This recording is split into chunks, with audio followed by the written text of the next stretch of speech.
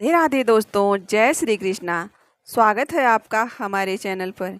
जैसा कि आप सभी जानते हैं कि पितृपक्ष प्रारंभ हो चुके हैं और आज हम इसी से जुड़ी हुई वीडियो लेकर आए हैं कि पितृपक्ष में क्या करें और क्या ना करें, और इसकी कथा भी साथ में लेकर आए हैं। उससे पहले यदि आप हमारे चैनल पर नए हैं तो प्लीज़ चैनल सब्सक्राइब कर लीजिए, बेल आइकन प्रेस कर दीजिए और एक लाइक कर दीजिए। तो चलिए जानते हैं।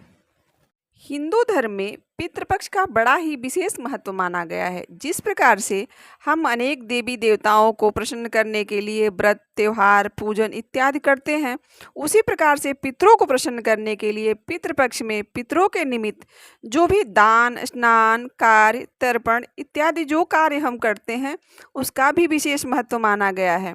और पितृपक्ष हर वर्ष जो कि भाद्र मास की पूर्णिमा तिथि से लेकर अश्विन कृष्ण पक्ष की अमावस्या तक होता है।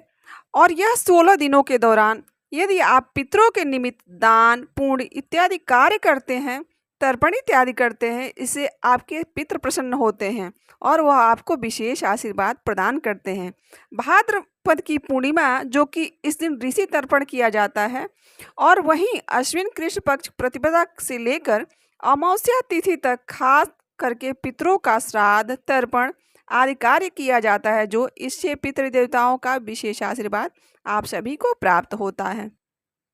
क्योंकि जिन माता पिता ने आपकी सेवा, आपको पालने में और आपको बड़ा करने में अपनी समस्त उम्र बिता दी, अपनी आयु पूरी लगा दी, उन माता पिता के ना रहने पर यदि हम उनके लिए उतना भी न कर सकें तो फिर हमारा जन्म लेना निरर्थक होता है। और इसमें कोई विशेष खर्च भी नहीं होता है कि ऐसा है कि आप कर नहीं सकते। इसमें कुछ ज़्यादा लगता भी नहीं है, सिर्फ जल, तिल, पुष्प, ये सब श्राद्ध तर्पण में बहुत कुछ सामान्य सी सामग्री है जो आपके या तो घर पर ही मिल जाती है या इसमें ज़्यादा खर्च भी नहीं लगता है। तो चलिए जानते हैं कि पितृपक्ष में हमें क्या करना चाहिए। पितृपक्ष में हमें गोग्रास यानी गाय को भोजन जरूर कराना चाहिए। 1, 3 या 5 ब्राह्मण, जितने में आप समर्थ हों, जो भी आपके समर्थ के अनुसार हो, आप उतने का भोजन कराइए। जिस दिन माता पिता की मृत्यु हुई हो या जो तिथि आपकी बनती हो, उस तिथि के दिन आप पिंडदान करें, ब्राह्मण को भोजन कराएं। इससे आपके पितृ प्रसन्न होते हैं और आपका सौभाग्य बढ़ता है। पुत्र को चाहिए कि वह माता पिता को की मरण तिथि को मध्यम काल में यानी दोपहर के समय स्नान करके श्राद्ध आदि करे और ब्राह्मण को भोजन कराए। स्वयं भोजन उस ब्राह्मण को भोजन कराने के उपरांत तब भोजन करें। भाद्रपद शुक्ल पूर्णिमा से प्रारंभ करके अश्विन कृष्ण पक्ष अमावस्या को, जो कि 16 दिन पितरों का तर्पण और विशेष तिथि श्राद्ध जो कि अवश्य ही करनी चाहिए। इस प्रकार करने से पितृ व्रत यथोचित रूप में पूर्ण होता है और इसे पितृदोष आदि भी समाप्त होता है। आप इसे पितृदोष से मुक्ति पा सकते हैं। आइए अब जानते हैं कि पितृपक्ष में किन कार्यों को भूलकर भी नहीं करना चाहिए।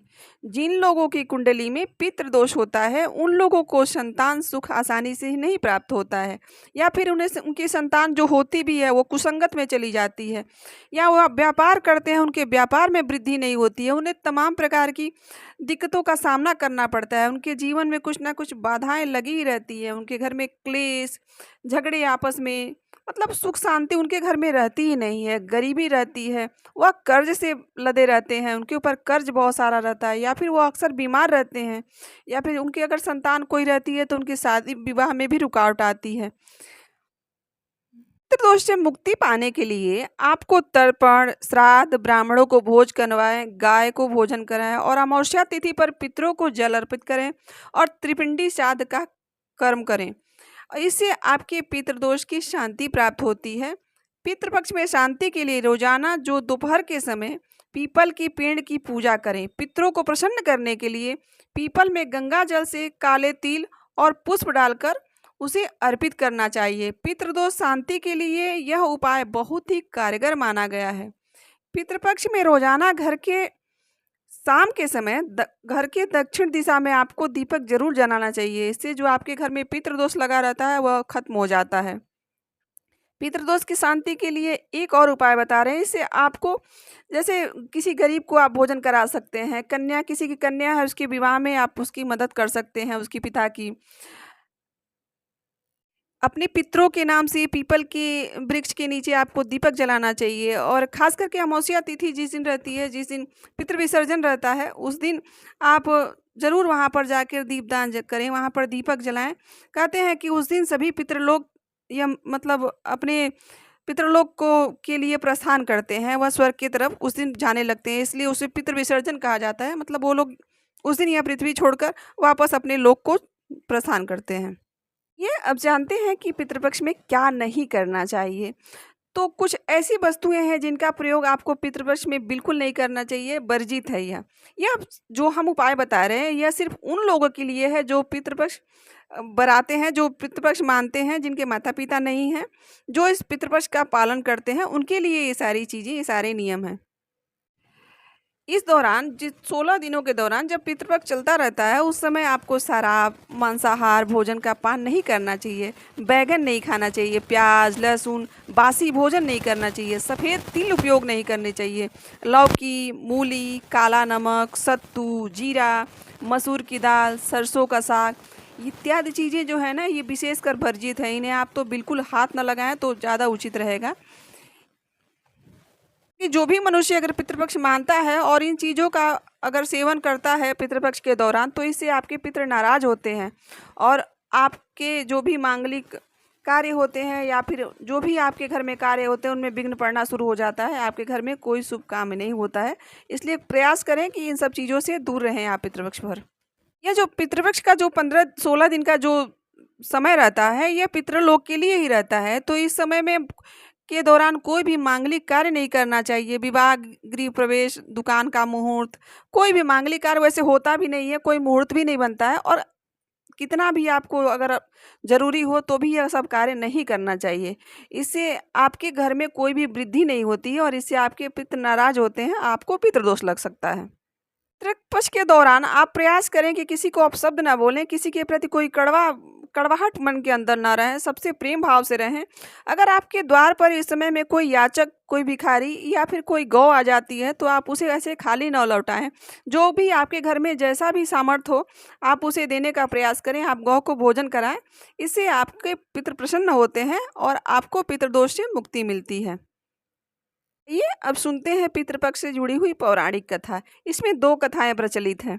पहला तो यह है कि जब कर्ण, भगवान श्री कृष्ण कहते हैं कि आत्मा अमर है, आत्मा नहीं मरती है, वह सदैव रहती है ऐसे, यहाँ नहीं तो किसी और लोक में, परंतु आत्मा कभी मरती नहीं है, वह सिर्फ शरीर बदलती है। अगर आप अच्छे कर्म करते हैं तो आप सदैव के लिए मुक्त हो जाते हैं, आप जन्म मरण के बंधन से मुक्त होकर स्वर्ग को चले जाते हैं। और यदि आपके कर्म अच्छे नहीं रहेंगे तो आप पुनर्जन्म लेंगे और आप जो आपके प्रारब्ध हैं, जो आपके पुराने कर्म हैं, उनको आप किसी न किसी प्रकार से आपको चुकाना ही होगा। भगवान श्री कृष्ण ने कहा है कि जो भी दान पुण्य कर्म आप करते हैं ना, वो आपको कहीं न कहीं अगले जन्म में प्राप्त होता है। और इसी से जुड़ी हुई कथा है। आप दानवीर कर के बारे में तो सभी जानते हैं, उनका नाम ही दानवीर था। तो दानवीर कर्ण की जब उम्र समाप्त हो जाती है और वह उनका देहांत हो जाता है, वह स्वर्ग लोक को चले जाते हैं। तो वहाँ पहुँचने पर ऐसा होता है कि उन्हें बहुत सारी चीज़ें मिलने शुरू हो जाती हैं, परंतु जो भी चीज़ें उनको मिलती हैं वो जो उन्होंने दान किया रहता है वही उनको मिलता है। तो सब सोने, चांदी, आभूषण, रत्न, मणि यही सब मिलता है और उन्हें अन्य नहीं प्राप्त होता है। कुछ समय के बाद यह देखते देखते कर्ण भूख से व्याकुल होने लगते हैं। फिर वह यमराज से प्रार्थना करते हैं कि हे यमराज, मुझे पृथ्वी पर जाने दीजिए ताकि मैं वापस जाकर वहाँ पर दान, अनाज का और अन्य का, इन सब चीज़ों का, जल, अन्न इत्यादि का दान कर सकूं कि जो मुझे यहाँ प्राप्त हो। उनकी प्रार्थना सुनते हुए यमराज उन्हें इन्हीं पितृपक्ष के दौरान 16 दिनों के लिए वापस पृथ्वी पर भेजते हैं और कहते हैं कि जाइए, आपकी जो यहाँ आपको प्राप्त नहीं हो रहा है उन सब चीज़ों का दान कीजिए, तब वापस जब आइएगा तब आपको यह सब चीज़ें प्राप्त होती। कहते हैं कि कर्ण इन्हीं पितृपक्ष के दौरान 16 दिन के लिए पृथ्वी पर वापस आते हैं और अन्न, जल इत्यादि का दान करते हैं और फिर जब वह स्वर्गलोक हो जाते हैं तब उन्हें अन्न इत्यादि प्राप्त होता है। कहते हैं कि इन 16 दिनों के दौरान यमराज की आज्ञा से जितने पितृलोक में पितृ रहते हैं, सभी अपने परिवार से तर्पण जो भी मिलता है, जो पिंडदान मिलता है, जो तर्पण मिलता है, उन्हें सेवन करने के लिए, उन्हें प्राप्त करने के लिए पृथ्वी लोक को आते हैं। इसलिए इन 16 दिनों में बहुत सतर्कता रखी जाती है, क्योंकि सबको यह पता होना चाहिए कि हमारे पितृ हमारे घर पर उपस्थित हो रहे हैं, हमारा तर्पण, हमारा दिया हुआ दान, हमारा दिया हुआ भोज करने के लिए। तो इन 16 दिनों में विशेष शुद्धता का ध्यान रखना चाहिए। इस प्रकार से जो भी मनुष्य श्राद्ध पक्ष में अपने पितरों के निमित्त श्राद्ध, तर्पण इत्यादि कार्य करते हैं, भोजन आदि का दान करते हैं, उससे उनके पितृ प्रसन्न होते हैं और उन्हें के घर में सदैव सुख संपन्नता बनी रहती है। तो दोस्तों, आज के लिए इतना ही। आशा करते हैं आपको वीडियो अच्छी लगी होगी। अगर वीडियो कहीं भी अच्छी लगी हो तो प्लीज़ हमारे चैनल से भी जुड़ जाइए और हमें कमेंट करके ज़रूर बताइए कैसा लगा। तो मिलते हैं किसी और वीडियो और किसी और जानकारी के साथ। आज के लिए इतना ही। यहाँ तक बने रहने के लिए बहुत बहुत धन्यवाद। राधे राधे दोस्तों।